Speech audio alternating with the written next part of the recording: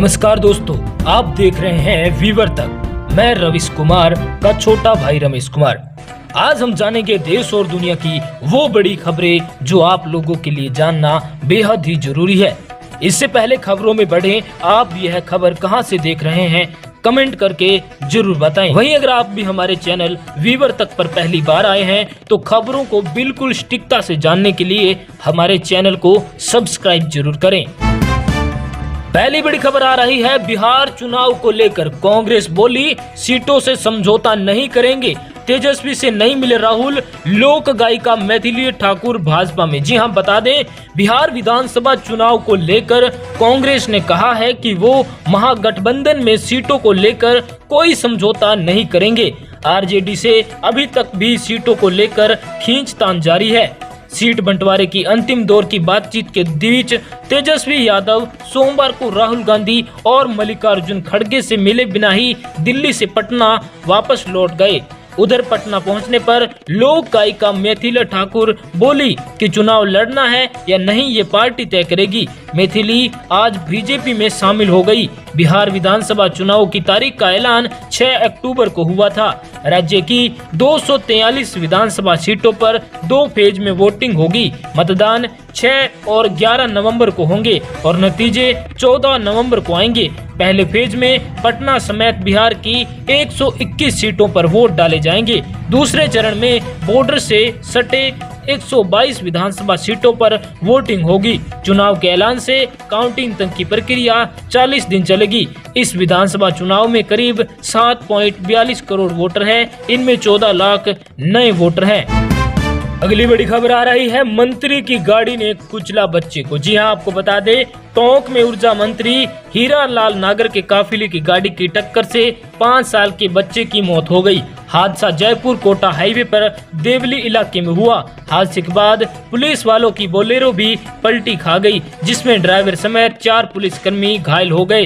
पोते का शव घर पहुंचा, जो अंतिम दर्शन के दौरान दादी उसे दुलारती रही। हादसा 12 अक्टूबर की शाम 5:30 बजे हुआ था। हेड कांस्टेबल इमरान ने बताया 12 अक्टूबर को ऊर्जा मंत्री हीरा लाल नागर कोटा से जयपुर जा रहे थे। टोंक बिजली थाने की गाड़ी हनुमान नगर थाने के पास से काफिले के बीच शामिल हुई थी। इस एक्सोट वाहन में बिजली विभाग का driver Manraj Gurjar, ASI Munshiram Jat, constable Ramdayal Jat और कांस्टेबल जो कि रामदयाल जाट सवार थे।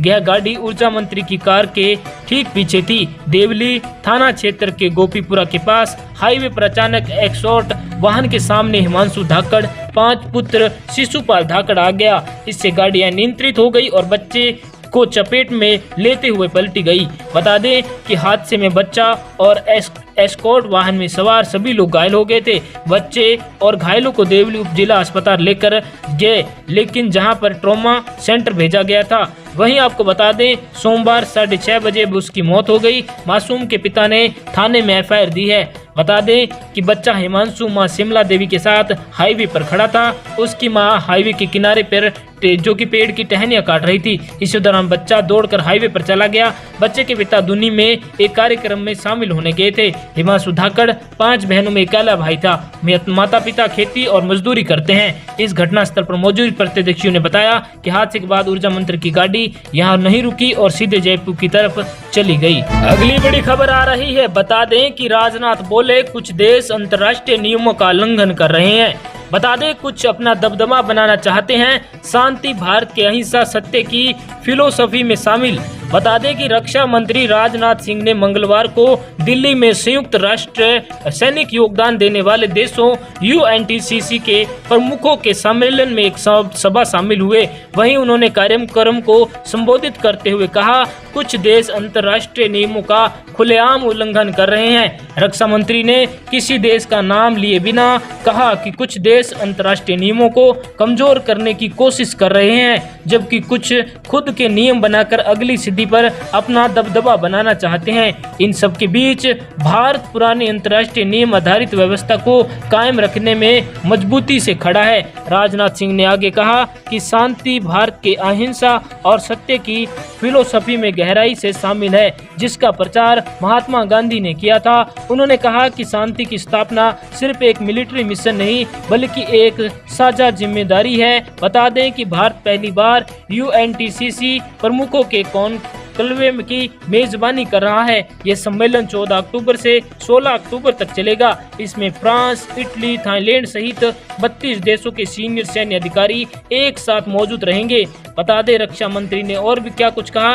राजनाथ सिंह ने अपने भाषण में संघर्ष और हिंसा के बजाय मानवता को प्राथमिकता देने की जरूरत पर जोर दिया। उन्होंने कहा महात्मा गांधी के लिए शांति सिर्फ युद्ध का अभाव नहीं था बल्कि न्याय, सद्भाव और नैतिक शक्ति की एक सकारात्मक स्थिति थी। वहीं आपको बता दें रक्षा मंत्री ने कहा हम सभी जानते हैं कि शांति स्थापना एक सैन्य मिशन से कहीं ज्यादा बढ़कर है।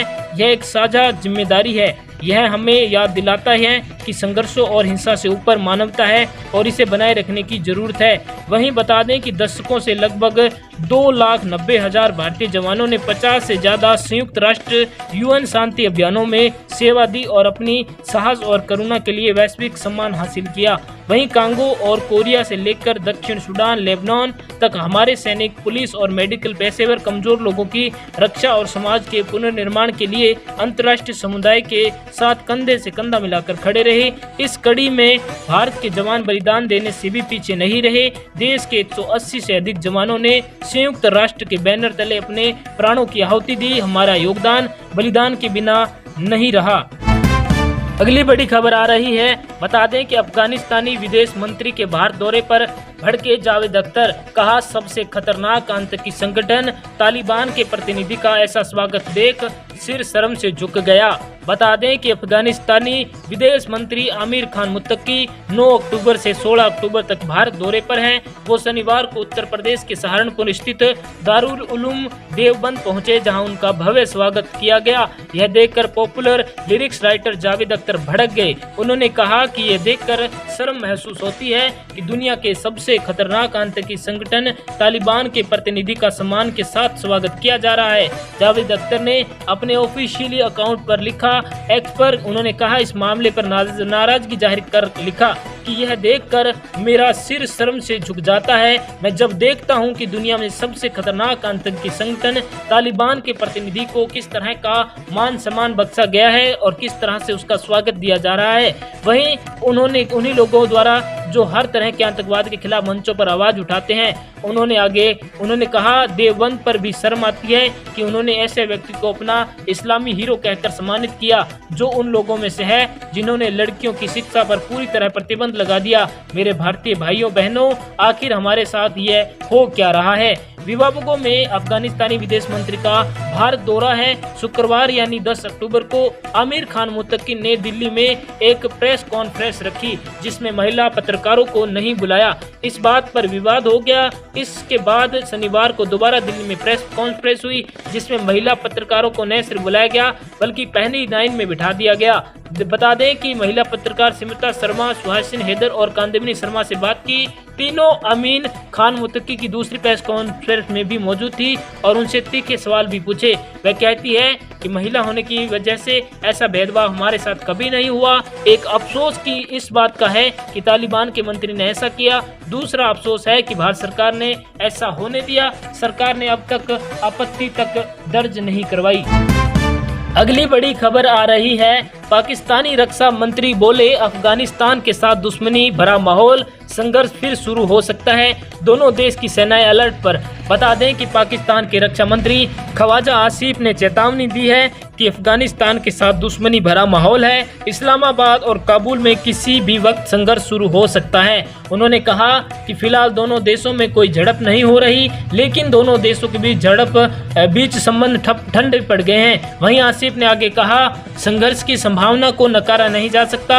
अगर अफगानिस्तान धमकी देता है तो हम तुरंत प्रतिक्रिया देने का अधिकार है। वहीं दरअसल 9 अक्टूबर को अफगानिस्तान की राजधानी काबुल में तहरीक-ए-तालिबान पाकिस्तान TTP के ठिकानों पर हवाई हमले हुए थे। तालिबान का कहना था कि ये हमले पाकिस्तान ने किए थे। इसके जवाब में अफगानिस्तान ने 11 अक्टूबर को देर रात पाकिस्तान की 25 सैन्य चौकियों पर हमला कर दिया। सोमवार को बॉर्डर पर दोनों देशों की सेना अलर्ट पर रही। इस दौरान दोनों देशों के बीच व्यापार और यात्रियों का आना जाना बंद रहा। वहीं बता दें, अफगानिस्तान ने दावा किया कि उसकी सेना ने शनिवार रात 11 अक्टूबर को पाकिस्तान सीमा पर हुई झड़प में 58 पाकिस्तानी सैनिकों को मार गिराया। तालिबान सरकार के प्रवक्ता जबीहुल्लाह मुजाहिदीन ने बताया कि अफगान सुरक्षा बलों ने पाकिस्तान के 25 सैन्य चौकियों को कब्जे में ले ली। इसके जवाब में पाकिस्तानी सेना ने कहा उसके सिर्फ 25 सैनिक मारे गए, जबकि उसने 200 तालिबानी लड़ाकों को ढेर कर दिया। बता दें कि तहरीक तालिबान पाकिस्तान का विद्रोह संगठन। बता दें 2001 में अमेरिका ने अफगानिस्तान पर हमला किया तो कई लड़ाके पाकिस्तान के कबायली इलाकों में छिप गए। 2007 में बैतुल्लाह महसूद ने 13 विद्रोही गुटों को मिलाकर तहरीक तालिबान पाकिस्तान TTP बनाया। इसमें बड़ी संख्या में पाकिस्तानी सेना के विरोधी गुट के लोग शामिल थे। इनकी लड़ाई पाकिस्तान की सेना और सरकार के खिलाफ है। इस संगठन से जुड़े कई समर्थक पाकिस्तानी सेना में मौजूद हैं। अमेरिका ने पाकिस्तान को चेताया है कि TTP एटमी हथियारों तक पहुंच सकता है। देश और दुनिया की तमाम बड़ी खबरें पाने के लिए हमारे चैनल वीवर तक को अभी सब्सक्राइब करें। कमेंट में जरूर बताएं कि आप खबर कहां से देख रहे थे।